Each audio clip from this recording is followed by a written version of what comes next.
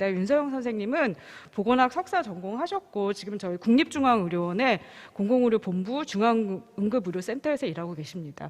네, 발표 부탁드리겠습니다. 네, 안녕하십니까. 국립중앙의료원 윤서영입니다. 의료 공급과 건강 문제에 대한 광역 차원의 관리 방안을 위해 시도 경계를 기준으로 17개 권역으로 구분하고 권역 경계와 인구수, 이동 시간 등을 기준으로 시군구를 70개 지역으로 구분한 단위입니다. 시군구를 대상으로 지역 박탈 수준과 치료 가능 사망률의 지역 간 편차는 연구가 진행된 바 있지만 70개 중질 요건을 대상으로 지역 간 편차를 분석한 연구는 아직 수행되지 않았습니다. 이에 저희 연구는 70개 중질 요건을 대상으로 2012년부터 2018년까지 지역 박탈 수준에 따른 치료 가능 사망률 불평등 측정을 통해 적절한 보건의료 서비스 이용의 지역 간 불평등 상황 및 변화를 파악하고자 했습니다. 크게 두 가지 지표를 연구해서 살펴봤는데요. 먼저 치료 가능 사망률은 저희 의료원에서 운영하고 있는 헬스넷 사이트에 게시되어 있는 2012년부터 2018년 전국 및 중질 요건 산출값을 활용했습니다. 제2차 공공보건의료기본계획 수립에 사용된 지표값과 동일한 값이고 지역에서 활용할 수 있도록 시도 및 중질요건 산출값을 홈페이지에 게시하고 있으니 관심 있는 지역에서는 사용하시면 좋을 것 같습니다. 지역 박탈 지수는 통계청 인구주택 총조사 2% 표본 자료를 이용하여 2010년과 2015년 지수를 직접 산출하였습니다. 치료 가능 사망률의 사망 원인은 OECD 유로스탯 리스트 2019년 버전이 사용되었습니다. OECD 유로스탯 리스트는 놀테 앤 맥키 등 선행 연구 등을 바탕으로 OECD와 유로스탯 전문가들이 검토 회의를 통해 2019년에 확정한 버전이고 모든 사망 원인에 대해서 대상 연령을 0세에서 74세로 동일하게 적용한 것이 특징입니다.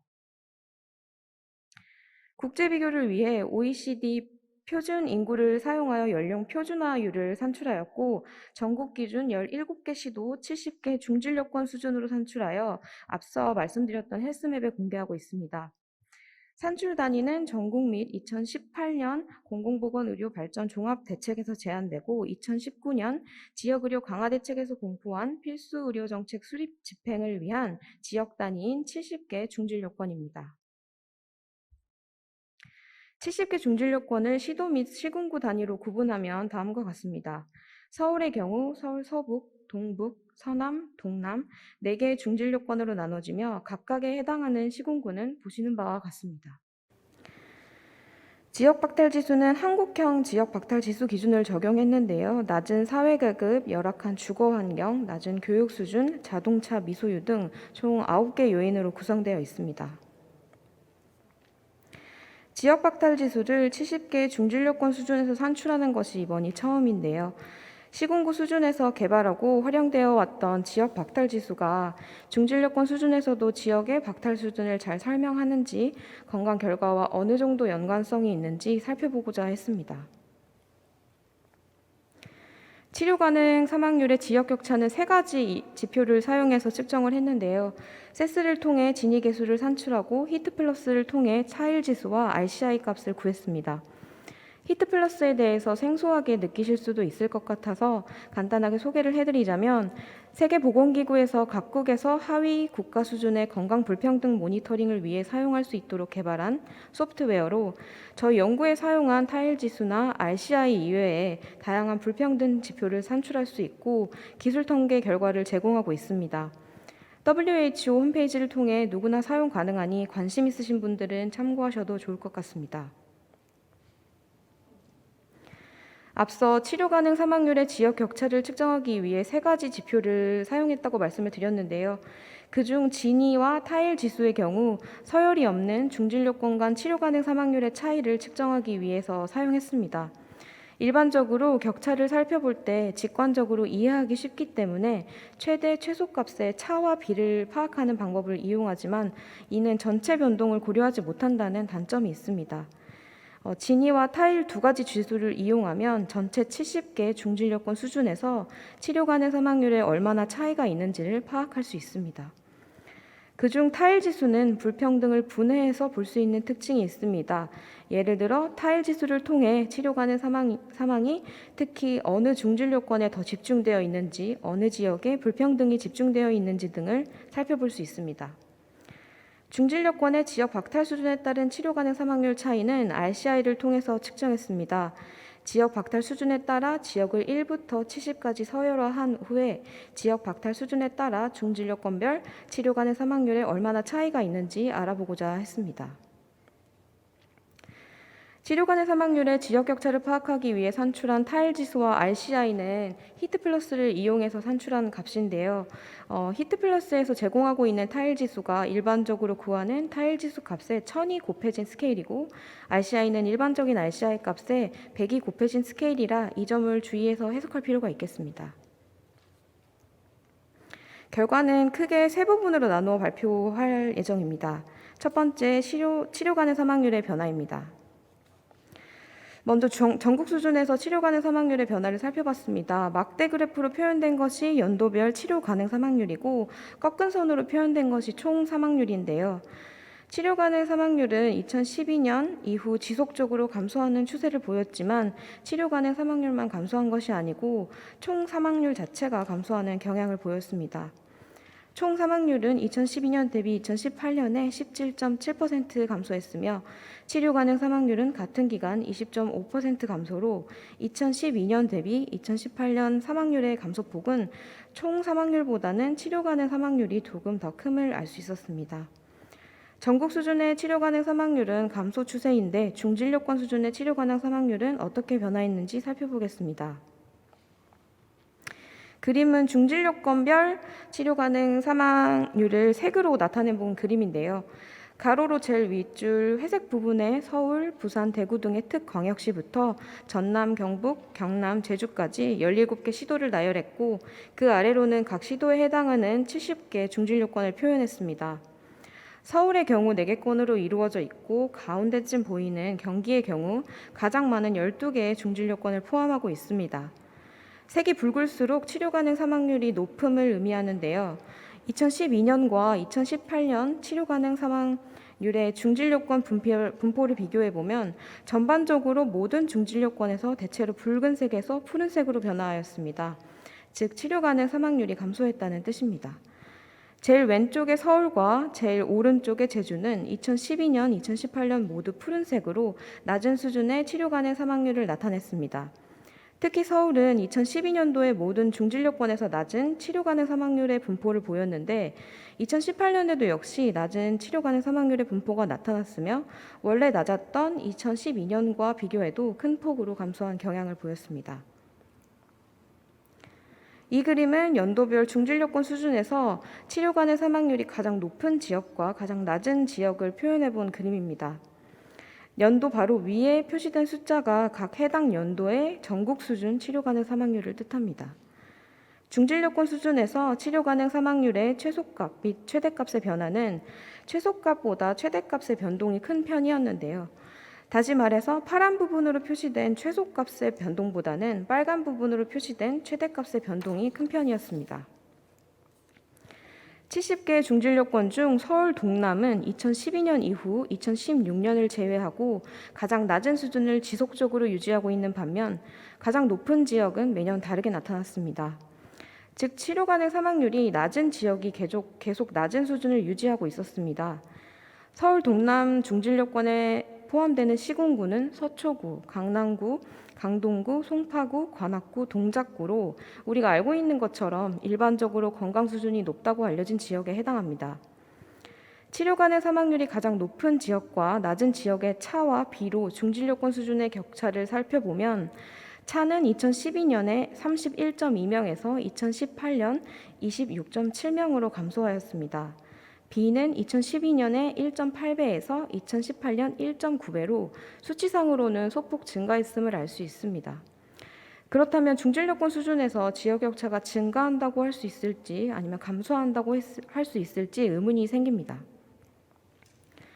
그래서 전체 70개 중진료권 수준에서 인구 규모 대비 치료 사망률 분포의 불비례 정도를 나타내는 지니와 타일 지수로 불평등 정도를 측정했습니다. 지니계수는 0.074에서 0.071로 지역 불평등의 규모 자체는 크게 나타나지 않았고요. 매년 소폭으로 증감이 있었습니다.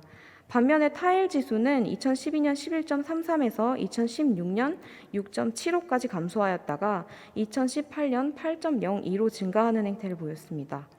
왜 이렇게 나타나는 것일까요? 이 그림은 70개 중진력권 수준에서 산출한 타일 지수의 엘레멘스를 시도 수준으로 합계해서 나타낸 그림입니다. 타일 지수 산출식을 보면 인구 규모에 가중치가 적용되며 평균과 차이가 크고 인구가 많은 지역이 전체적인 지역 격차를 증가시키는 데 기여함을 알 수 있습니다. 만약 지역별 인구 대비 사망률이 평균 수준으로 동일하다면, 즉 지역 격차가 없다면 각 지역의 타일 값은 0이 되고 그 합계로 이루어지는 타일 지수도 0이 됩니다. 그렇지만 지역 격차가 존재하기 때문에 타일 지수의 합계는 양수이며 이 값이 클수록 지역 격차가 크다는 것을 의미합니다. 각 지역의 값은 양수면 평균보다 치료 가능 사망률이 높은 지역, 음수이면 평균보다 치료 가능 사망률이 낮은 지역이라고 해석할 수 있고, 절대값의 크기는 해당 지역의 인구 비중이 고려된 치료 가능 사망률 지역 격차의 크기를 나타냅니다. 서울의 경우 절대값이 20 이상인 음수를 나타냈는데, 이는 서울이 인구 규모가 크고 사망률 수준도 낮아서 값이 크게 반영된 것이라고 볼 수 있습니다. 앞 슬라이드에서 시도 수준으로 합계했던 그림을 살펴봤다면, 이번 슬라이드에서는 중진료권별로 값을 펼쳐서 살펴볼 건데요. 2018년 치료 가능 사망률의 타일 지수 엘레멘스를 각 중진료권별로 살펴보면 다음과 같습니다. 서울의 경우 서울 중에서도 특히 서울 동남권의 타일 절대값이 가장 크고 방향은 음수인 것을 알 수 있습니다. 이 얘기는 서울 동남권의 타일 값이 평균에서 떨어져 있는 정도가 크고 인구가 많아서 인구 가중치로 인한 규모가 크게 나타나는 것으로 해석할 수 있습니다. 반면에 사망률이 높은 포천권, 거천권의 경우에는 인구 규모가 작아서 타일 지수값 역시 작게 나타났습니다. 만약 이런 지역의 공공의료 자원을 강화해서 치료 가능 사망률이 낮아진다고 해도 중진료권 단위에서는 지역 격차 감소에 미치는 영향이 작은 인구 가중치로 인해서 미미할 가능성이 있습니다. 중진료권 수준에서 지역 완결적인 필수 의료 보장이 목표라면 인구 규모와 무관하게 각 중진료권의 건강 수준, 의료 자원 현황에 대한 고려가 필요하다고 할 수 있습니다. 70개 중진료권의 인구 크기가 동일하다고 가정하고 계산해 본 결과인데요. 인구 규모와 관계없이 치료 가능 사망률이 평균에서 멀리 떨어져 있는 지역에 기여가 크게 나타나는 것을 알 수 있었습니다. 요약하자면 치료 가능 사망률은 2012년 이후로 지속적으로 감소 추세이며, 이는 전국 수준에서도 중진료권 수준에서도 동일한 추세입니다. 그리고 중진료권 간 치료 가능 사망률의 지역 격차는 비슷한 수준으로 유지 또는 소폭 감소하고 있었습니다. 두 번째, 중진료권 수준의 지역 박탈 지수 변화입니다. 2010년과 2015년의 지역 박탈 지수를 색으로 나타낸 그림인데요. 경기도를 기준으로 왼쪽 특광역시의 중진료권들과 오른쪽 도지역의 중진료권들과 눈에 띄는 차이를 확인할 수 있었습니다. 특광역시에 속한 중진료권의 박탈 수준은 낮은 편인 반면 도지역에 속한 중진료권의 박탈 수준은 높은 편이었습니다. 지역 박탈 지수와 치료 가능 사망률의 상관관계를 알아보기 위해서 2010년, 2015년 두 시점에서의 중진료권 지역 박탈 지수를 산출했습니다. 2012년과 2014년의 치료 가능 사망률은 2010년 지역 박탈 지수를 적용하여 상관 정도를 파악하고, 2015년과 2018년 사이의 치료 가능 사망률은 2015년 지역 박탈 지수와의 상관 정도를 파악했습니다. 이 표가 지역 박탈 지수와 치료 가능 사망률의 상관관계를 중진료권에서 살펴본 결과입니다. 2013년 상관계수 값이 0.15에서 2018년 0.51에 이르기까지 연도별로 상이하긴 하지만 대체적으로 지역 박탈 수준이 높을수록 치료 가능 사망률과 높은 상관 정도를 나타냈습니다. 또 지역 박탈 지수를 구성하고 있는 요인 중 자동차 미소유나 여성 가구주는 상관 정도가 낮을 뿐 아니라 통계적으로도 유의하지 않았습니다. 지역 박탈 수준과 치료 가능 사망률의 분포를 같이 놓고 살펴보면 대체적으로 일치함을 알 수 있습니다. 상관 정도가 낮았던 두 가지 요인의 분포와 같이 살펴본 그림은 시간 관계상 슬라이드 가장 뒤에 배치하였으니 추후 참고 부탁드립니다. 요약하자면 특광역시에 속한 중진료권의 박탈 수준이 낮고 도지역의 중진료권 박탈 수준이 높은 경향을 보였습니다. 또 지역 박탈 수준이 높을수록 치료 가능 사망률이 높은 상관관계가 나타났으며 지역 박탈 지수 구성 요인 중 여성 가구주 비율, 자동차 미소유율의 상관관계가 낮은 편이었습니다. 이 두 가지 요인이 치료 가능 사망률과의 상관관계가 낮은 이유는 도시 지역의 특성과 농촌 지역의 특성이 반대이기 때문인데요. 즉 여성 가구주 비율과 자동차 미소유율이 도시 지역에서 높고 농어촌 지역에서는 낮은 경향이 있어 이 두 가지 요인이 과거와 달리 지역의 박탈 수준을 측정하는 요소로 적합하지 않아 보입니다. 과거와 달라진 도시와 농촌의 인구 사회학적, 물리 환경적 특성을 고려한 지역 박탈 지수 구성 요인에 대한 검토가 필요한 부분이라고 할 수 있겠습니다. 마지막으로 지역 박탈 수준에 따른 치료 가능 사망률의 지역 격차입니다. 결과적으로 RCI 값은 0.0237로 지역 박탈 수준에 따른 치료 가능 사망률의 중진료권 지역 격차는 크지 않은 편이라고 할 수 있었습니다. 말씀드린 것처럼 지역 박탈 수준에 따른 치료 가능 사망률의 중진료권 지역 격차는 규모가 크지 않은 편이지만 연도별 변화를 보시면 보시는 바와 같이 증가함을 알 수 있었습니다. 제2차 공공보건의료 기본계획에서는 주요 성과지표로 치료 가능 사망률 및 지역 격차 감소를 들고 있습니다. 이를 위해 지속적인 모니터링이 필요하며 정책 주요 성과 평가 및 한류가 효과적으로 진행될 수 있도록 뒷받침이 필요합니다. 또 중진료권 수준에서 치료 가능 사망률의 지역 격차를 측정하기 위해 다양한 측정 지표를 사용해서 지역 격차를 다각적으로 분석하고 파악할 필요가 있습니다. 치료 가능 사망률은 전국 지역 수준에서 감소하는 추세이나 지역별로 감소율의 연도별 차이가 존재하므로 전국뿐 아니라 중진료권 수준에서도 지속적인 모니터링이 필요합니다. 또 지역의 인구학적 특성, 의료 지원 현황 등에 따라 지역 격차에 기여하는 요인이 다를 수 있어 이를 분석하고 지역 특성을 반영한 필수 의료 정책 수립 및 집행이 필요합니다.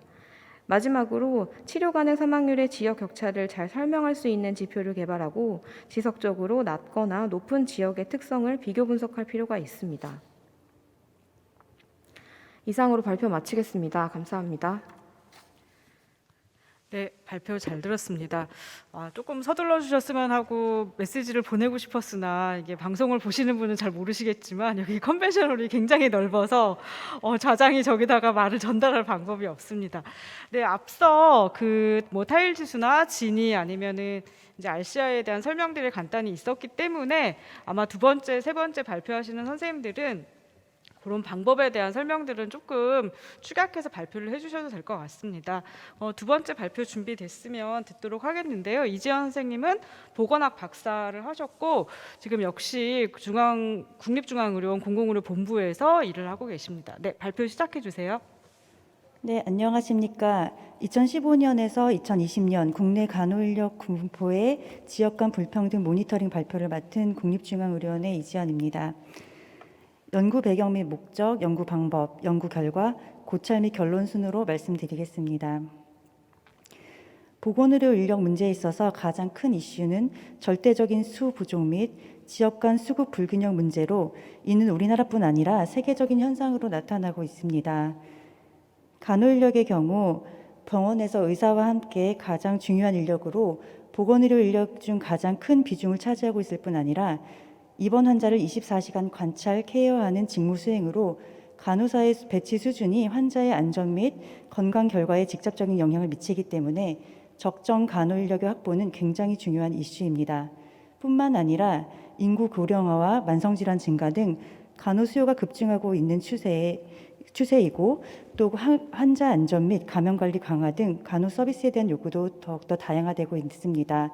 이러한 맥락에서 정부는 양질의 간호인력 확보를 위한 다양한 정책을 수행하고 있으며 이로 인한 신규 일자리 확대로 간호인력 수요가 확대되는 측면도 있습니다. 이처럼 의료 현장에서는 간호사 수요가 지속적으로 증가하고 있지만 우리나라의 간호사 배치 수준은 모두 아시다시피 국제 수준에 비해 매우 열악한 수준입니다. 이에 꾸준히 간호대 입학 정원을 증원하고 실제로 배출되는 면허 간호사 숫자는 급증하고 있어 배출되고 있는 간호사 숫자나 증가율은 OECD 평균을 상회하고 있으나 지속적인 공급 확대에도 불구하고 활동 간호사 수는 절반도 되지 못하는 실정입니다.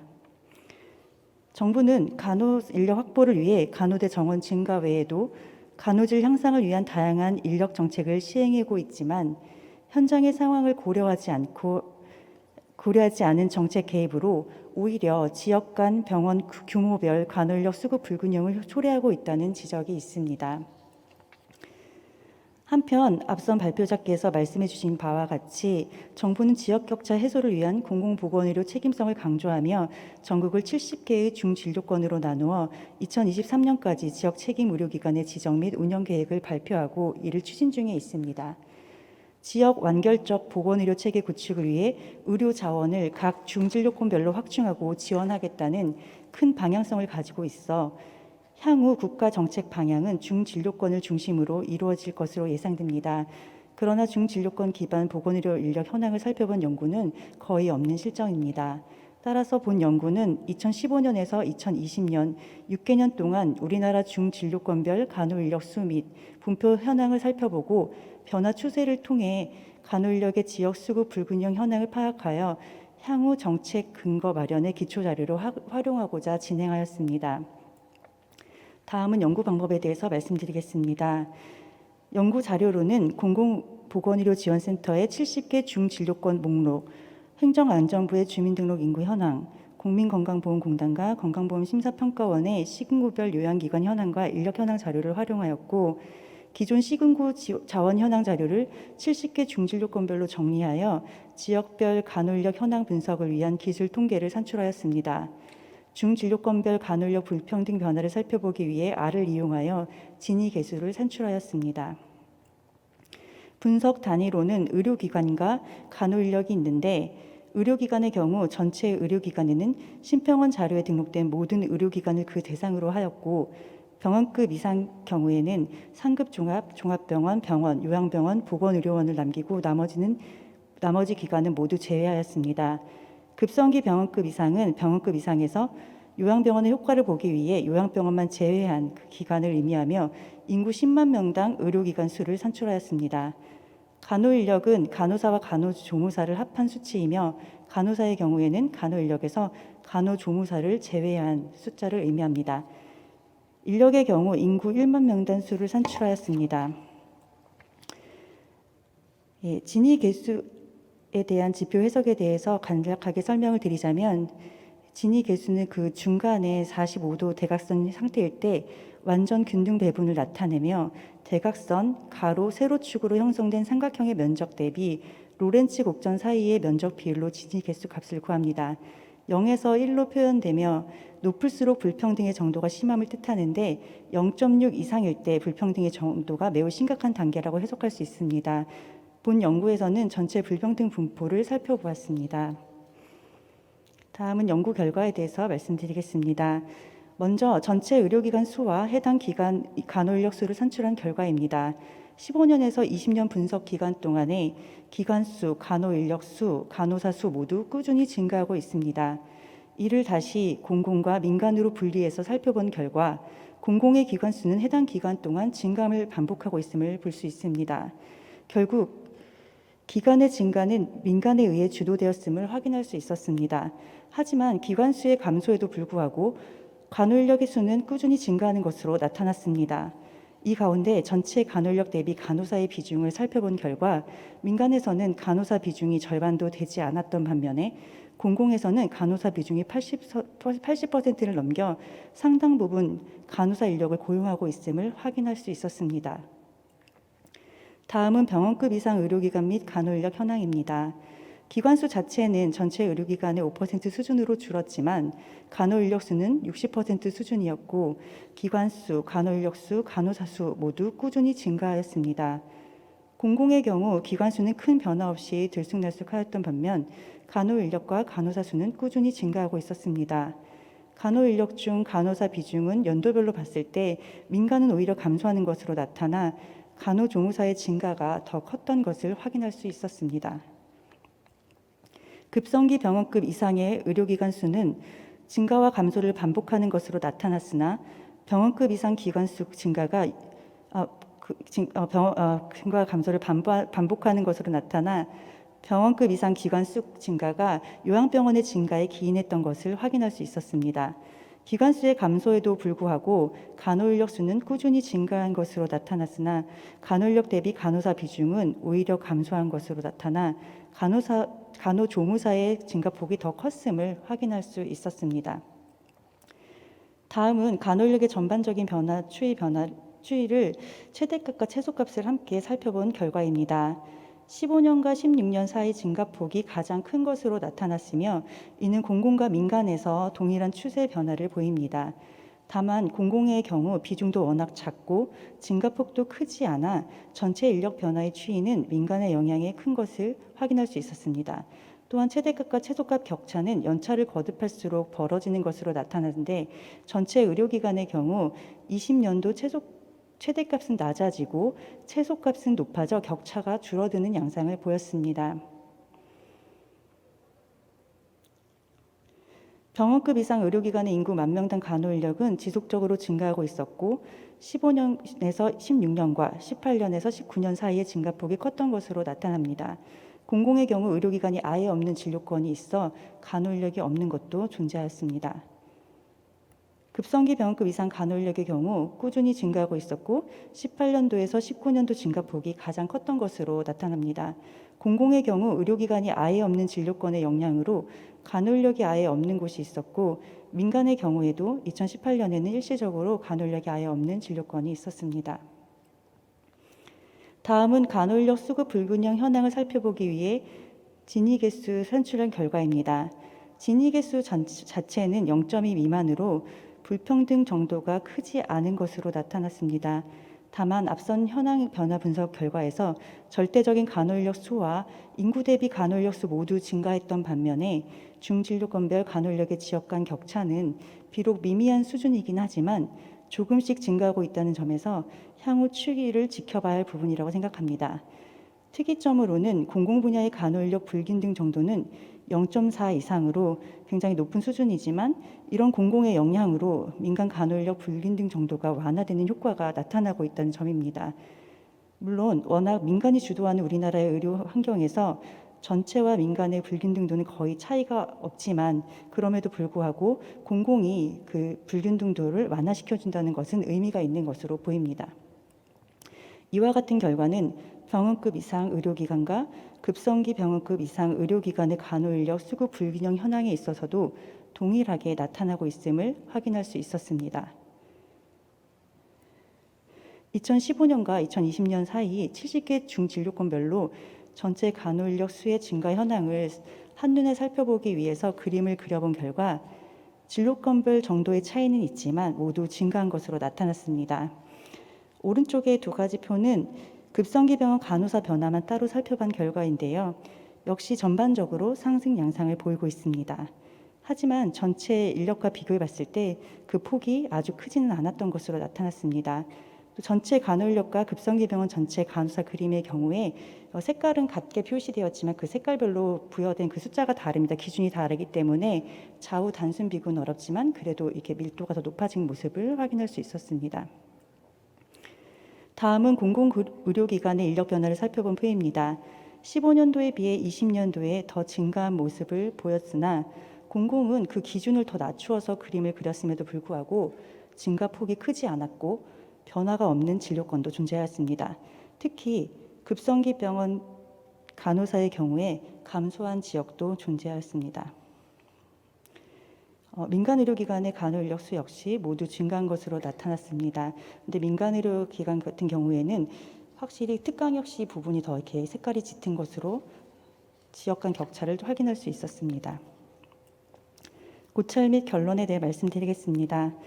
이와 같은 인구당 간호사 수의 지속적인 증가 추세는 여러 연구 결과에서도 확인할 수 있는 결과와 일치합니다. 2013년도에서 16년 4년간 활동 간호사가 급증했다는 연구 결과에서 특히 15년과 16년 사이 활동 간호사가 급증하고 17년부터는 증가세가 가라앉고 있다고 보고하고 있는데 추이를 관찰한 기간이 정확하게 일치하진 않지만 부분적으로 일치하는 기간에는 그 동일한 패턴을 확인할 수 있었습니다. 활동 간호사의 증가 원인은 수요 급증과 공급 증가 두 가지 측면에서 살펴볼 수 있을 텐데 공급 증가 측면에서는 보건의료 환경 변화에 대비해 정부가 지속적으로 간호대 정원 증원을 꾸준히 해온 것을 들 수 있습니다. 2006년부터 간호대 정원 증원을 지속적으로 진행하였고 특히 14년도에 배출 인원이 급증한 바 있습니다. 한편 의료질 향상을 위해 적정 간호사 확보를 장려하고 이와 관련한 다양한 제도 시행과 관련하여 국가 정책에 따라 의료기관의 의료 인력 수요가 발생함에 따라 그 결과 활동 간호사가 증가할 수 있을 것입니다. 본 연구에 사용된 자료는 6개년도 자료고 정책이 도입되기 이전이나 도입 시기의 자료는 확보되지 않았기 때문에 정책 도입으로 인한 효과로 인해서 인력이 증가한 것인지를 파악하기는 한계가 있습니다. 그러나 2015년 이후에 도입된 정책의 효과에 대해서는 향후 지속적인 인력 변화 추이를 모니터링하면서 관찰할 필요가 있겠습니다. 활동 간호사 증가 원인 분석에 있어서 원인이 어디에 있었는지를 파악한 것은 매우 중요한 문제인데 원인에 따라 그에 대한 해결 방안이 도출될 수 있기 때문입니다. 2013년에서 16년 사이 활동 간호사 급증이 이 시기 전공의 정원 감축 및 전공의 특별법 시행 시기와 맞물려 있는 점을 고려하여 전공의 수련 시간 감소에 따른 업무 공백을 간호사들이 메꾸고 있다라는 그런 분석 결과도 있었습니다. 활동 간호사 증가 원인이 간호정책에만 기인하는 것이 아니라 전공의 인력 수급과도 관련이 있는 만큼 간호사 인력 적정 수급을 위해서 전공의 인력 수급 정책이 병행돼야 한다는 입장입니다. 각 정책이 실제로 현장에서 어떤 영향을 미치고 있는지는 향후 살펴볼 과제이며 이를 위한 기초 자료로서 지속적인 인력 현황 모니터링 자료 구축이 필요하다고 생각합니다. 그러나 한편 의료기관의 우수한 간호력 확보 및 간호질 향상을 목적으로 시행된 여러 제도들이 수도권이나 대도시 중심 대형 병원에서는 간호사 인력 충원을 통해 질적으로 우수한 간호사 확보 계기가 됐던 반면 간호 인력의 쏠림 현상을 심화시켜 지역 간 간호인력 수급 불균형 문제는 오히려 더 심각해지는 상황이 발생했다는 연구 결과들이 있습니다. 간호학과 졸업생 배출은 지방에서 훨씬 많았던 반면 활동 간호사는 수도권과 지방의 차이가 없었다는 것이죠. 이와 관련해서 본 연구 자료를 확인해 본 결과 2015년도와 2020년 수도권 대도시와 지방의 급성기 병원 간호사 증가율을 비교한 결과 수도권은 평균 50.6%포인트 증가했던 반면 지방은 28.7%포인트 증가한 것으로 나타나 지역 간 격차가 더 커졌음을 확인할 수 있었습니다. 따라서 향후 단순히 간호인력 수 자체를 늘리는 간호인력 정책이 아니라 지역 불균형 완화를 고려하고 양질의 간호사를 확보할 수 있는 정책 및 제도적 장치 그리고 그 제도의 안정적인 운영이 필요하다고 생각합니다. 급성기병원 간호사 진료권별 불균등도에 대한 로렌츠 곡선입니다. 전반적으로 수치 변화는 매우 미미하긴 하지만 민간 간호사 불균등 분포로 인한 불균형을 공공의 간호인력 분포가 완화시켜주는 것을 확인할 수 있습니다. 특히 공공 간호사의 경우 진위 개수 값이 더 커서 더 불평등이 심한 것으로 나타났지만 이렇게 매우 열악한 수의 공공 간호사가 전체 간호사 불균등 완화 효과가 있다는 본 연구 결과는 향후 공공의료기관의 기관수 확충을 통한 중진료권의 지역 완결형 보건의료 체계를 구축하는 한편 중진료권 간 불균형 격차를 해소하는 정책 방안 마련이 필요함을 시사한다 할 수 있겠습니다. 이상으로 발표를 마치겠습니다. 감사합니다. 네, 발표 잘 들었습니다. 지금 온라인에서도 좀 꾸준히 질문이 올라오고 있어서 혹시 잘 모르고 계신 분은 그 온라인 Q&A 게시판에다가 그 질의를 올려주시면 한꺼번에 모아서 이따 토론 시간에 말씀을 드리도록 하겠습니다. 그 세 번째 발표는 중진료권을 역시 기반으로 해서 1차 의료 자원의 분포의 불평등에 대한 말씀을 드리려고 합니다. 그 국립중앙의료원에 지금 공공의료본부에 재직하고 계시는 조은비 선생님께서 발표해 주시겠습니다. 네, 부탁드립니다.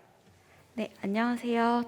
1차 의료 자원의 분포와 예방 가능한 입원율 간 상관성에 대해 발표할 국립중앙의료원 공공보건의료지원센터 조은비입니다. 발표는 연구 배경과 방법을 간략하게 설명드리고 주요 연구 결과를 위주로 말씀드리도록 하겠습니다. 저희는 선행 연구를 통해서 1차 의료 자원이 불평등하게 분포되어 있다는 것을 확인하고 1차 의료 자원만 분리해서 보는 경우 어떤 분포를 보이는지 확인하고자 했습니다. 특히 의료 자원의 분포에서 병원급 기관을 위주로 논의되는 부분들이 많이 있으나 1차 의료기관에 대한 논의가 추가적으로 필요하다고 생각했습니다. 따라서 70개 중진료권별 1차 의료 자원 분포를 파악하고자 했습니다. 따라서 의료 필요 수준에 따라 그 의료 자원이 분포하는가에 대한 질문을 하게 되었는데요.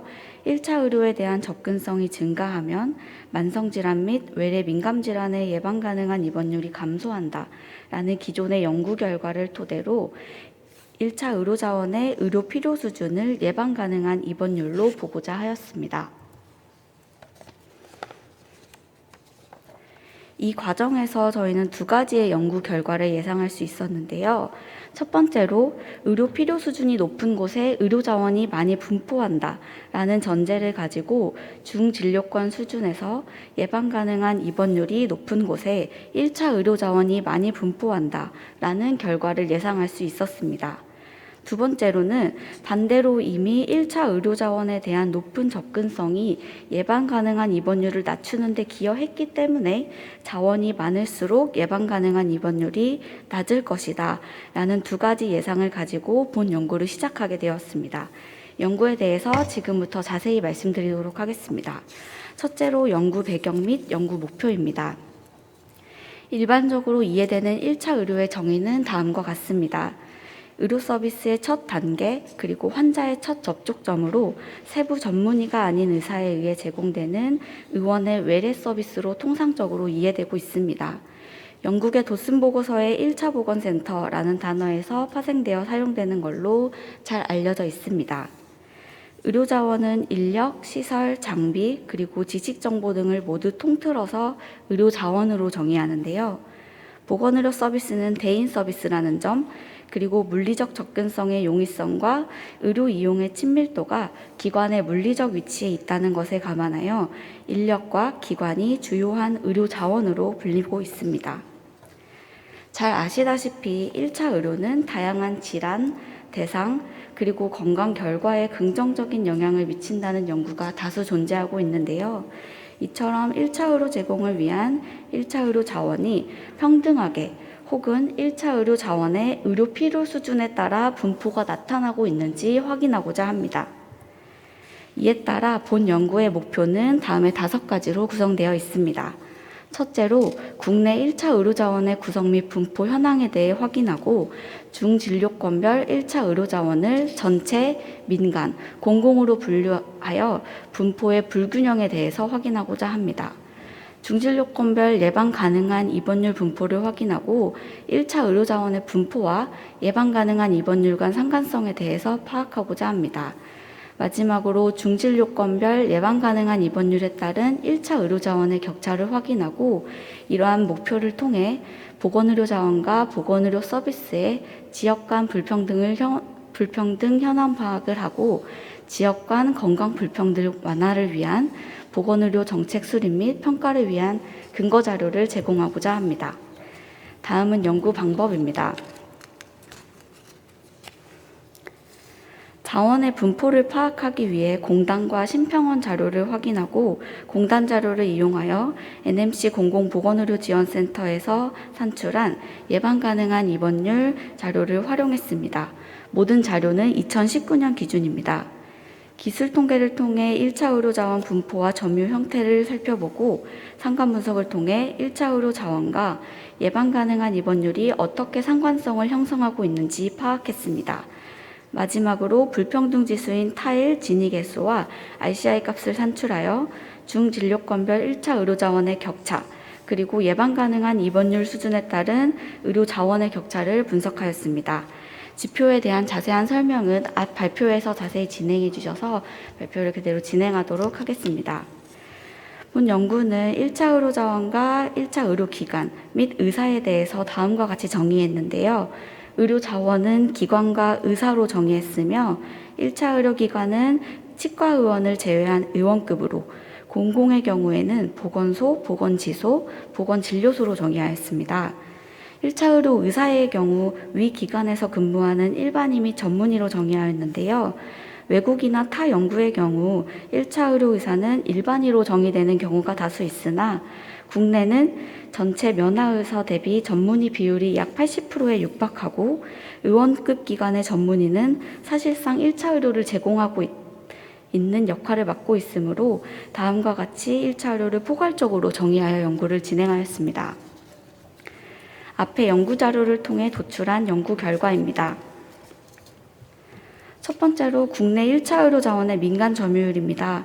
기관 부분은 민간이 93.1%, 의사 부분은 민간이 94.7%로 거의 모든 자원에서 90% 이상이 민간으로 구성되어 있었습니다. 이처럼 국내 1차 의료 자원은 민간 기관 및 의사가 절대 다수를 차지하는 것으로 볼 수 있습니다. 1차 의료기관 중 민간은 의원이 가장 많았고 공공은 보건진료소가 가장 많았습니다. 1차 의료의사는 민간에서는 동일하게 의원의 구성이 가장 높았으며 공공에서는 보건지소에서의 구성이 가장 높게 나타났습니다. 이처럼 민간과 공공의 1차 의료자원 구성 형태가 다르게 나타남을 확인할 수 있었습니다. 70개 중진료권별 1차 의료자원의 분포 현황인데요.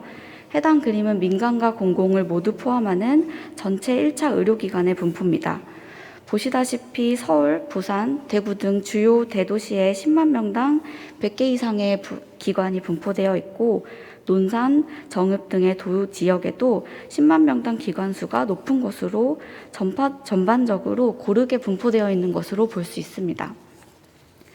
그러면 기관 중 민간 부분만 보도록 하겠습니다.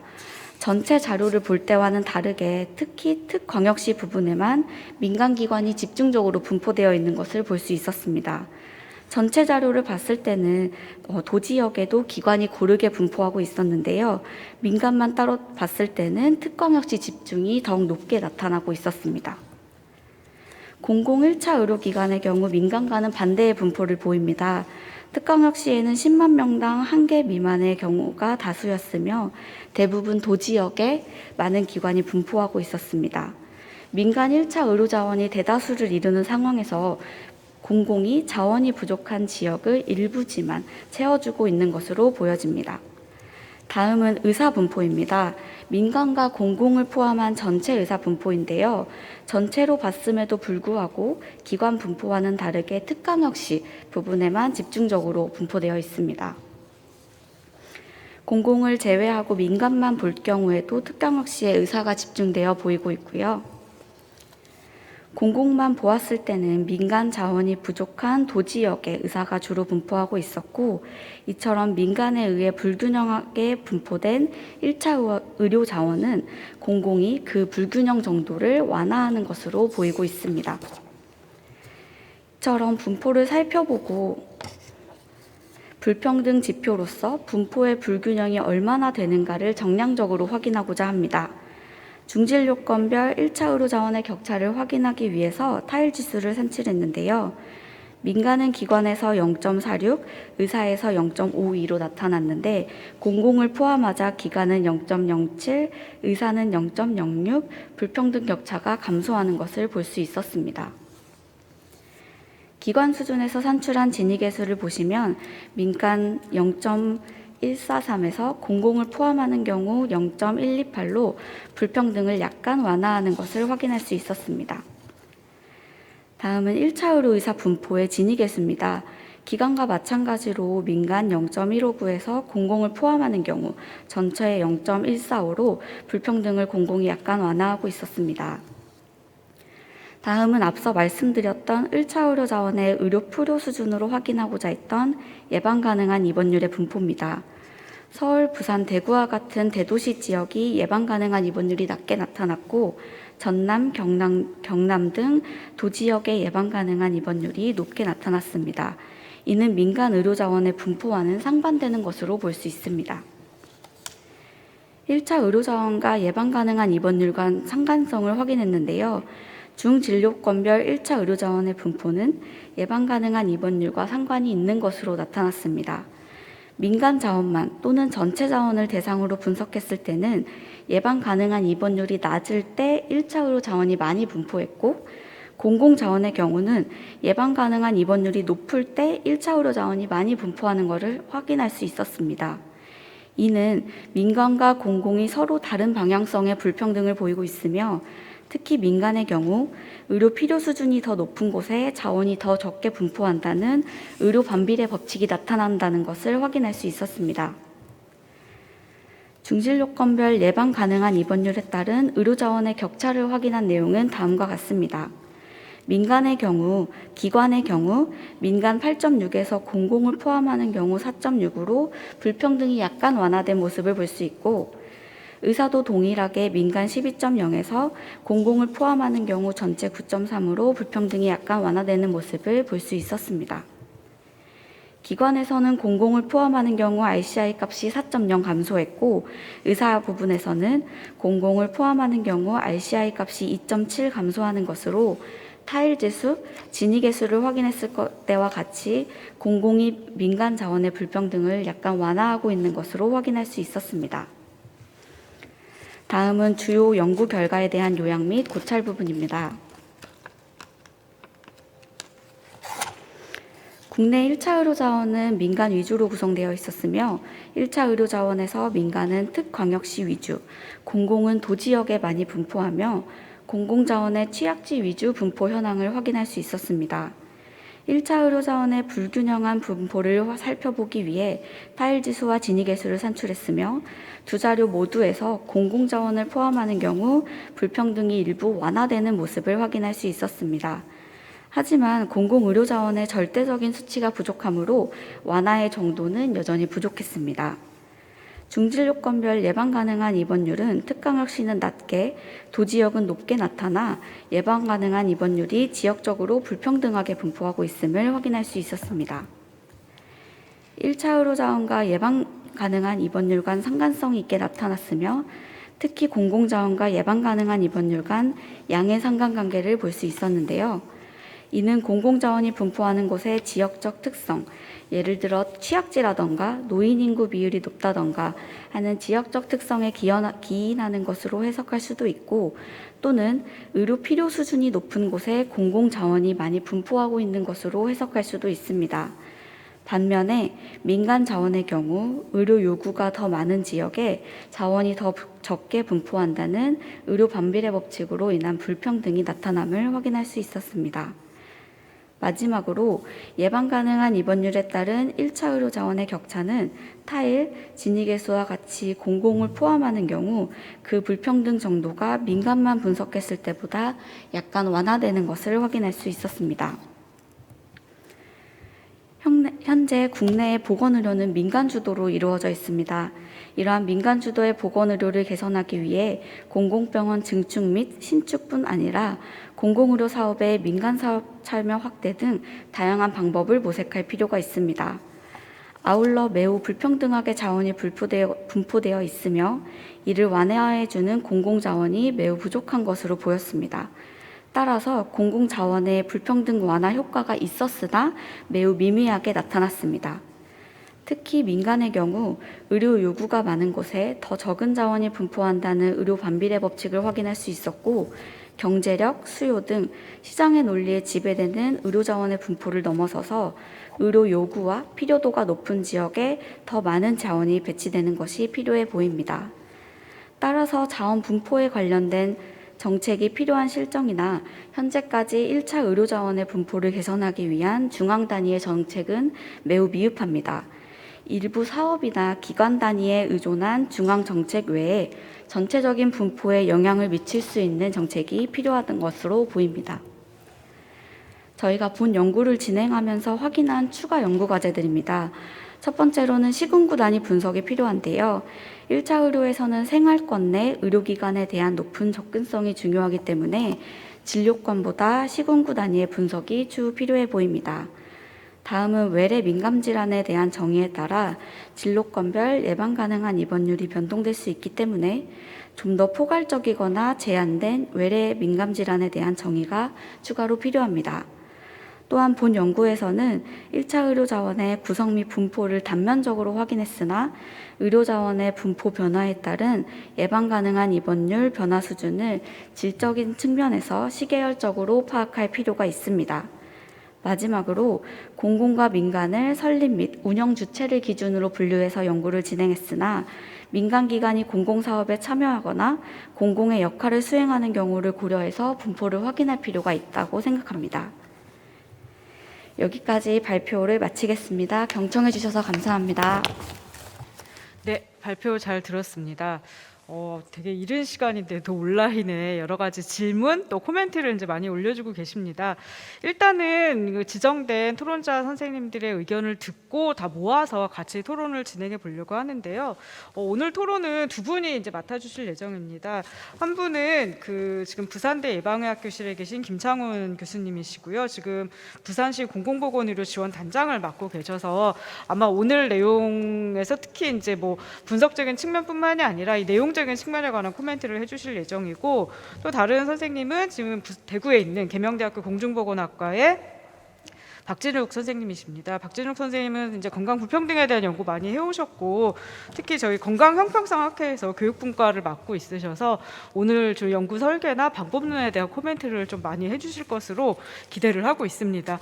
그럼 먼저 박진욱 선생님 먼저 이야기 10분 정도 듣고, 그다음 김창원 선생님 이야기 듣고, 그다음에 전체적인 질의응답과 토론 진행하도록 하겠습니다. 박진욱 선생님 먼저 얘기해 주시죠.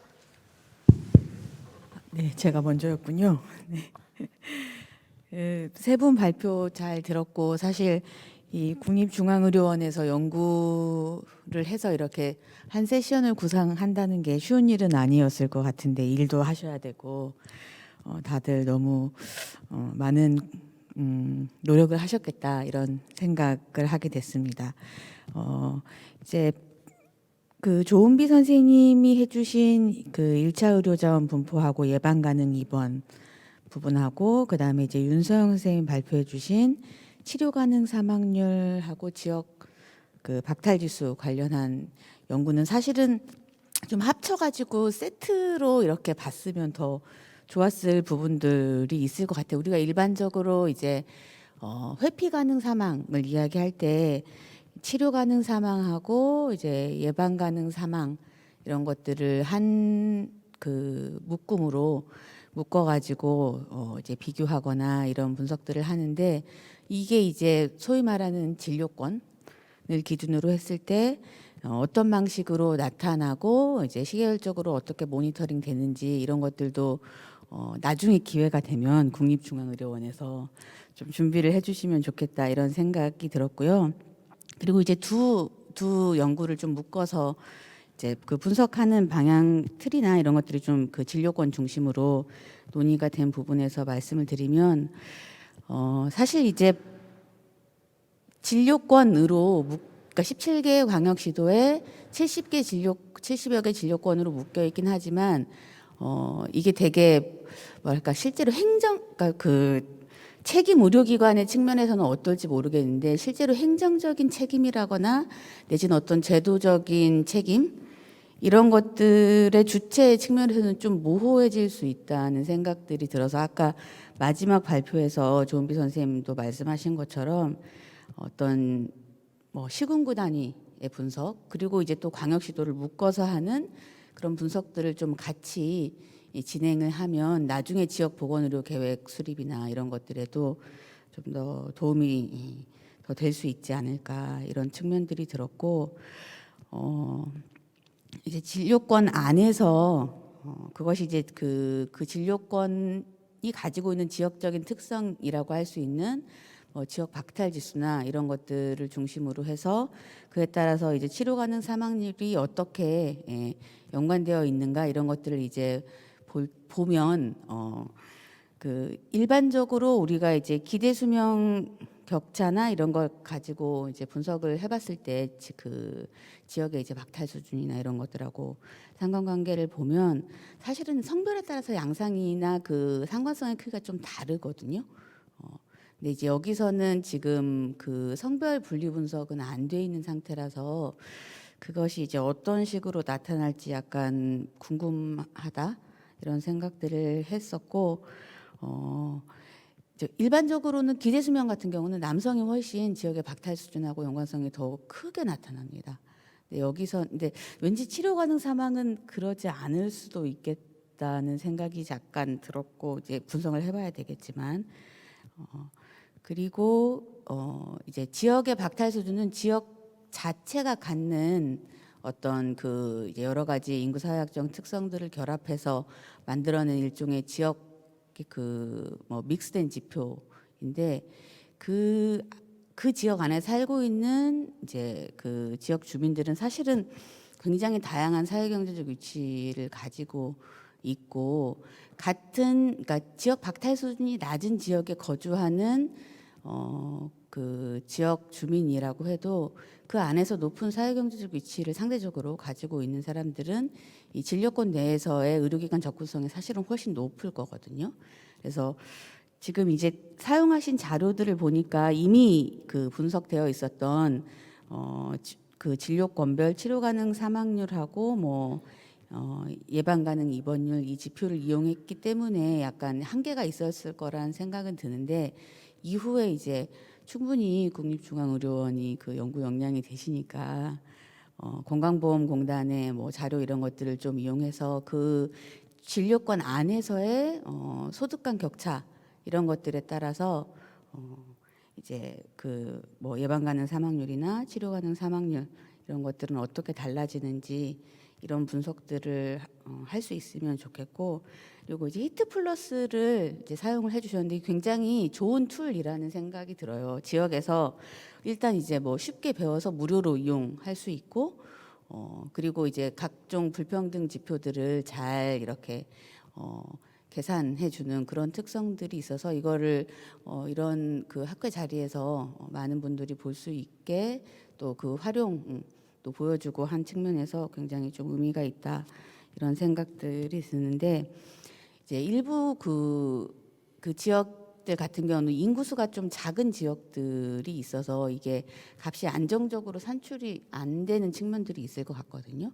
그래서 나중에 혹시 추가적인 분석이나 이런 것들을 하신다면 무빙 에버리지를 쓰든 아니면은 뭐 몇 년도치를 좀 이렇게 합쳐서 안정적으로 산출하는 것들도 고려를 해주시면 어떨까 하는 그런 생각이 듭니다. 제가 몇 분 했나요? 그만 해야 되나요? 숙제만 많이 내주시고 네, 알겠습니다. 그 얘기 마치셨으면 바로 김창원 쌤이 이어서 얘기해 주시면 좋겠습니다. 네, 소개받은 부산대학교 김창훈입니다. 저도 이게 의도하지 않게 자꾸 또 숙제 이야기를 자꾸 할 것 같아서요. 이게 뭐 좋은 쪽으로 생각하시면 좋을 것 같아요. 이게 어느 정도 틀을 잘 갖춰서 기존에 있던 그 우리 정책 수단으로서 중진료권을 대상으로 지금 기존의 여러 가지 경험들을 반영한 이제 분석의 틀을 가지고 분석을 하셨기 때문에 이렇게 숙제 이야기가 나온다라고 긍정적으로 생각해 주시면 좋을 것 같습니다. 첫 번째로 매우 시의적절한 연구라고 생각을 합니다. 지금 현재 당장 중진료권에 대한 여러 가지 개념적인 모델은 있으나 아직 어떤 정책이 도입됐다라고 보기는 아직은 좀 이른 측면이 있거든요. 그래서 적어도 지금 현재 단계의 중진료권은 기존에 있는 시군구 단위에 비해서 어떤 특성들을 현재 가지고 있는지를 파악하는 연구로서는 매우 시적절한 것 같습니다. 아까 시군구 관련한 이제 추가 연구도 잠깐 말씀을 하셨는데요. 이게 저희도 이제 지역에 이제 공공의료 지원단들이 다 생겨서 여러 가지 활동들을 하고 있는데 각 지역에 대한 관심만 가지게 마련입니다. 다른 지역은 우리보다 잘하면 질투의 대상인 거고요. 우리보다 못하면 안도의 대상인 이런 좀 어떻게 보면 좀 마음이 좀 작아진다고 해야 되나요? 이런 측면이 좀 있어서 전체 현황에 대한 이런 연구를 해주신 거에 대해서는 매우 활용이 잘 될 것 같다. 그리고 전모를 파악하는 데 도움이 될 것 같다라는 생각을 하고 지역에 있는 공공의료 지원단과 공동 연구를 해보시는 게 어떠실지. 물론 쉽지 않다는 거는 압니다. 지금까지 해보자고 해도 이런 거를 처음 하신 거잖아요. 그래서 쉽지 않으셨지만 앞으로 다음번 발걸음은 특정 지역과 아마 대상을 좀 정해서 살펴보는 게 좋을 것 같습니다. 아까 나왔던 그림 중에 타일 지수로 봤을 때 제일 많이 잡아먹는 게 부산 지역이니까요. 부산 지역도 적절하게 공동 연구의 대상으로 생각해 주시면 좋겠다 이렇게 생각을 하고요. 전체 크기의 영향 쉐어하고 전체 상대적 크기를 같이 고려한 지표하고 주요한 이제 설명력을 가진 박탈 지수를 함께 제시한 거는 뭐 우선순위라는 말 속에 묻혀갈 수 있는 어느 정도의 용이 가능한 격차의 수준까지 양쪽 다 같이 고려한 결과 제시도 매우 좋았던 것 같습니다. 제가 아까 말씀드렸던 것처럼 중진료권은 지금 현재 단위로는 가상의 정책 우리 대상의 하나의 지역으로서는 거의 가상 수준이라고 보시면 됩니다. 원래 진료권 개념 중에 서비스 에리어가 있고 캐치먼트 에리어라고 있지 않습니까? 서비스 에리어는 기존에 이용하는 양상을 고려해서 이제 지역을 구분하는 거고, 캐치먼트 에리어는 우리 이제 어떤 기획 단위나 어떤 그 수용할 수 있는 시스템적인 요소를 가지고 뭔가 관리하는 양상인데, 이 중진료권을 양쪽 다 고려를 한 것 같기는 합니다만 그 어느 쪽에도 지금 현재 명확한 개념적으로 일치하는 데는 없는 것 같습니다. 일부 서비스 에리어 개념을 가지고 뭔가 격차가 발생하고 있는 거를 캐치먼트 개념의 에리어 개념을 가지고 한번 메꿔보자라는 시도의 기획의 적절한 타협 수준이다라는 맥락이기 때문에 실제 그런 측면도 있습니다. 시군구 단위 몇 개 중에 얘는 병원도 있고 얘는 병원이 없고 이건 진짜 이상한 동네니까 같이 묵자, 이런 지역 선정에서 이런 개념들도 일부 포함되어 있는 부분이 있어서 좀 앞으로 어떤 그 여러 가지 어떤 분석 단위에 있어서 지금 현재 단계는 가상의 공간, 그래서 이제 기저 수준 분석이라고 보시면 될 것 같습니다.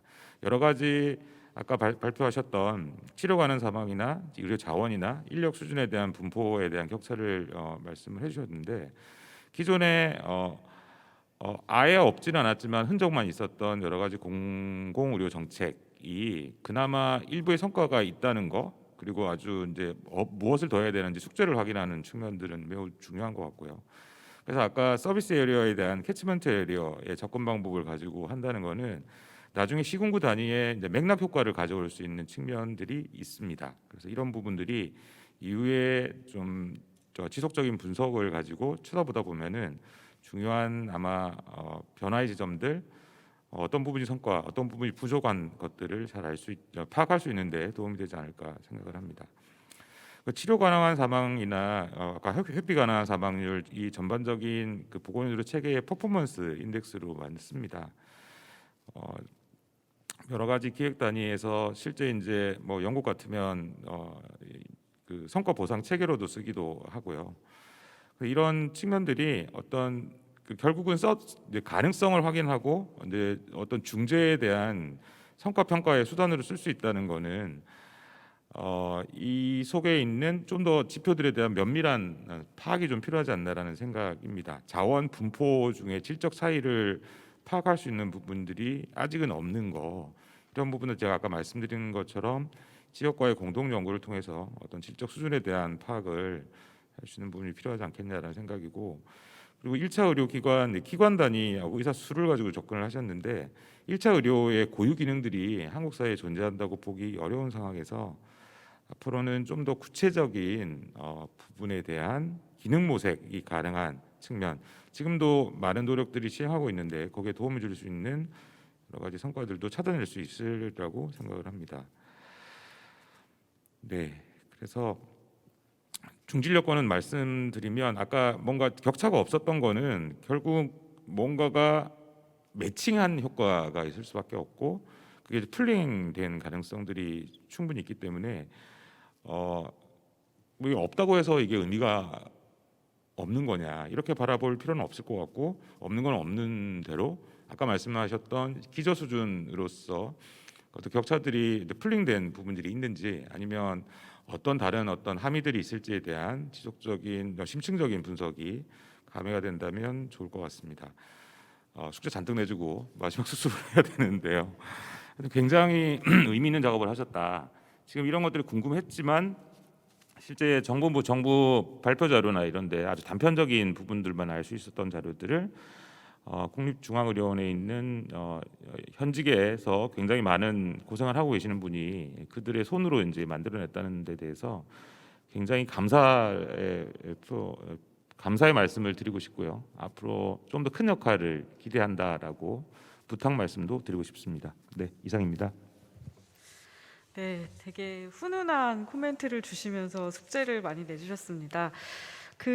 사실 이제 저희가 이 발표를 세션을 준비하게 된 거는 그동안 산발적으로 건강 불평등 내지는 의료 자원의 모니터링이 이제 진행되고 있는 와중에 저희가 올해 상반기에 그 NMC 내부에서 이 건강 불평등 문제 혹은 자원 불평등 문제를 어떻게 좀 체계적으로 모니터링을 할 것인가에 대한 자체 공부들을 좀 진행을 하면서 거기에서 학습한 내용을 실제 우리 자료에 좀 적용을 해서 앞으로 모니터링 할 수 있는 좀 토대를 만들어 보자라는 이제 굉장히 작은 움직임에서 시작이 돼서 실제 이제 자료 분석으로 이어지게 된 것이고요. 그러다 보니까 이제 처음 이런 식의 자료를 만들고 분석을 하다 보니 지금 현재 연구 성과보다도 오히려 앞으로 뭐가 더 필요하겠구나, 우리가 뭐가 부족했구나가 훨씬 더 많이 드러난 그런 준비 과정이었다고 생각을 합니다. 지금 그 게시판에도 질문과 코멘트가 여러 가지가 올라와 있는데요. 이제 공통적으로 이제 중진료권이 적합한 것이냐에 대한 문제 제기들이 좀 있었습니다. 이 중진료권 자체가 설정 단계부터 적절하지 않았다라는 코멘트도 계셨고, 1차 진료 아까 1차 의료 자원 얘기할 때 특히 이게 중진료권이 적당한 정의냐라는 얘기가 있으셨고요. 그다음에 또 다른 것 중에 하나는 이제 치료 가능 사망률에 대한 정의라던가 아니면 아까 이제 로렌츠 곡선에서 간호 인력이 공공일 경우 불평등 값이 훨씬 더 크게 나타났는데 이거는 어떻게 된 거냐 이런 질문도 있으셨고, 치료 가능 사망률과 박탈 지수를 아까 상관성을 분석을 했는데 둘 사이에 인과적 고리가 너무 먼 것이 아니냐 이런 질의가 있으셨고, 또 민간과 공공의 역할 차이, 특히 이제 1차 의료 부분에서 이제 지금 현재는 이제 기관의 소유 주체로만 구분을 했는데 그런 것들의 역할 차이가 좀 분명히 좀 이론화에 대한 얘기, 그리고 이게 인버스 케어로라는 걸로 해석이 가능한 것인지에 대한 질문도 있었습니다. 그래서 여러 가지 이제 질문과 코멘트가 혼재되어 있는데 혹시 오늘 발표한 세 분 선생님께서 대답하실 수 있는 것들은 좀 대답을 하시고, 혹은 여기 토론자로 오신 선생님들도 추가로 보완 설명을 해주실 게 있으면은 얘기를 해주셨으면 좋겠는데요. 혹시 윤서영 선생님부터 대답을 하거나 얘기하실 부분이 있으실까요? 네. 저희도 연구를 진행을 하면서 그 지역 박탈 지수와 치료 가능 사망률의 그 연관성이나 인과적인 고리 때문에 고민을 한 부분들이 있는데요. 그 말씀 주신 것처럼 지금 연구 진행 중이라서 추후에 그 지역 자원 분포도 같이 확인을 하면 좋겠다는 의견들이 저희 내부적으로 있었고요. 그래서 지역 박탈 지수와 치료 가능 사망률 사이에 지역의 의료 자원이나 서비스 역량 차이가 어떻게 매개하는지 살펴볼 예정에 있습니다.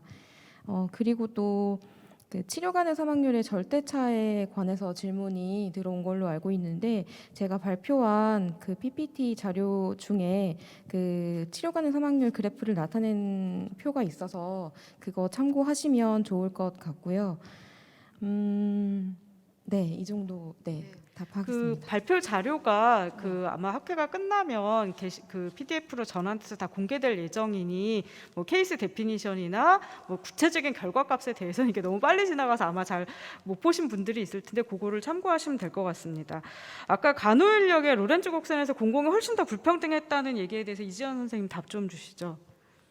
네, 저희 당연히 공공 그 기관이나 인력수가 훨씬 더 민간에 비해서 부족하기 때문에, 그리고 이제 민간이 이제 분포하고 이제 집중되지 않은 취약지라든지 지역에 이제 공공들이 많이 배치되었기 때문에 그 부분에 있어서 불평등 값이 공공이 훨씬 더 심한 것은 사실입니다. 그런데 그럼에도 불구하고 그렇게 불평등도가 높았던 그 공공이 오히려 민간의 그런 불평등도를 조금 더 전체적인 그 관점에서 봤을 때 되게 열악한 수준임에도 불구하고 완화시켜 줬다는 게 이제 의미가 있다고 보고, 향후에 이런 공공이 더 많은 지역에 좀 불평등을 감소시킬 수 있는 그런 역할들을 할 수 있지 않을까, 기능들을 할 수 있지 않을까, 그런 생각들을 해봤습니다.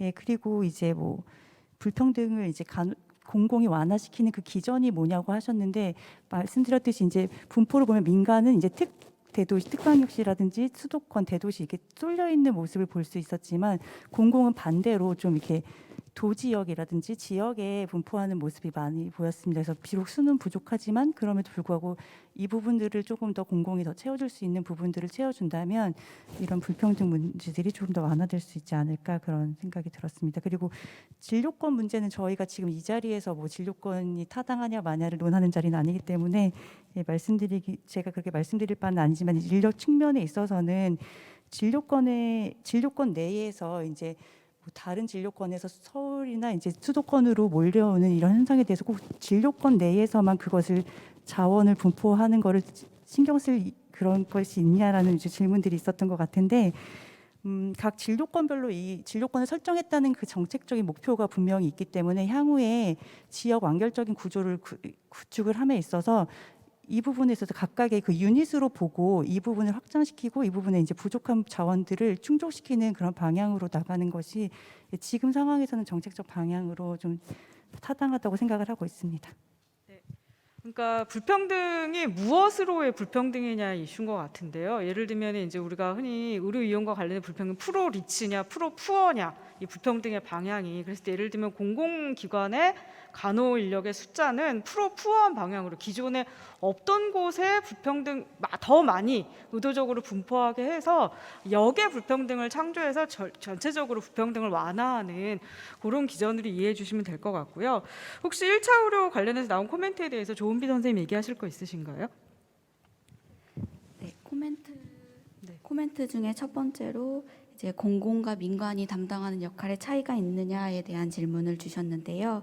보실 때 이제 공공의 경우 취약계층에 대한 의료 지원이나 감염병 대응, 뭐 정부의 공공의료 사업 등을 수행하는 기관 등을 공공의료를 수행하고 있다라는 역할로 볼 수 있지만, 저희는 지금 연구에서는 설립 주체나 소유자에 따라서 민간과 공공을 분류하고 있습니다. 그러면 민간에서 기피하는 여러 가지 사업들을, 공공적인 사업들을 수행하는 경우에 모두 공공기관으로 볼 수 있다고 저는 생각하고요. 따라서 저희가 추가적으로 연구가 필요하다고 언급한 부분에서 소유 주체가 민간인 경우에도 공공적인 사업을 수행하는 경우에 공공으로 확인할 수 있는지에 대한 연구가 추가적으로 필요하고, 따라서 저희 센터에서도 이러한 역할 정립에 대한 연구 문제가 좀 더 논의되는 게 필요하다고 저희도 생각하고 있습니다. 그 두 번째로는 의료 반비례 법칙에 대해서 말씀해 주시면서 이 의료 반비례 법칙을 여러 가지 상황을 고려하지 않고 단편적으로 얘기하기에는 무리가 있다라는 의견을 주셨는데요. 저희가 이제 본 연구에서는 그렇게 분포하고 있다라는 단면적인 연구로 봐주시면 감사하겠습니다.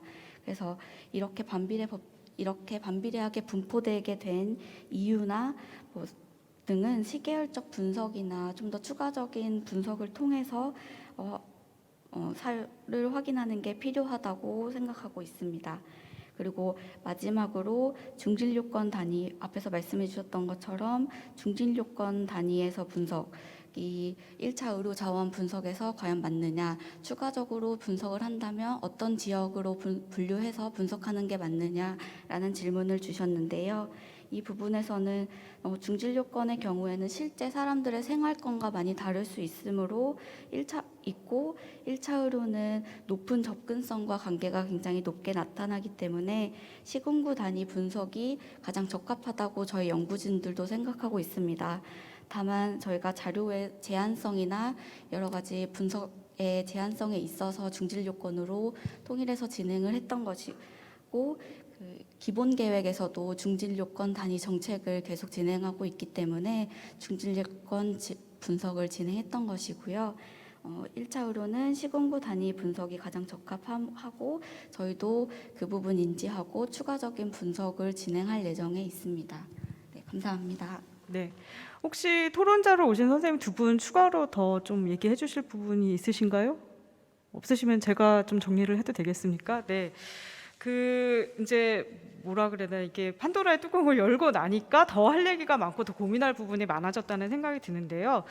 이제 지금 어쨌든 중질 요건 얘기가 뭐 여기서 메인 토픽은 아니지만, 이제 한편으로는 의료 이용의 경험적으로 나타난 특성과 플러스 이걸 어떻게 관리해 나갈 것이냐, 관리 주체, 이제 행정적인 어떤 책임을 지는 어카운터빌리티라는 측면의 일종의 절충안으로서 이제 중질 요건 얘기가 나왔는데, 이제 막상 분석을 해보니 이런저런 문제점이나 허점 또 아쉬운 점들이 발견이 되고, 그래서 앞으로 이제 이게 중질 요건 내부에서는 어떤 차이들이 있을 것인가, 혹은 질병 특성, 아까 1차 의료처럼 질병 특성이나 의료 자원의 특성에 따라서 이게 중질 요건이 아닌 뭐 시군구 단위 혹은 뭐 중질 요건을 넘어서는 아예 권역의 단위, 이런 식으로 좀 분석이 더 확대돼서 훨씬 더 세밀한 정책적인 근거들을 마련할 수 있어야겠다는 생각이 이제 오늘 좀 들었고, 또 두 번째로는 이제 저희가 의료 자원의 분포와 관련해서 이제 진료권 단위로 이제 일종의 지역을 유닛으로 분석을 했지만, 아까 박진욱 선생님이 코멘트 해주신 것처럼 그 안에서도 사람들이 다 다르다.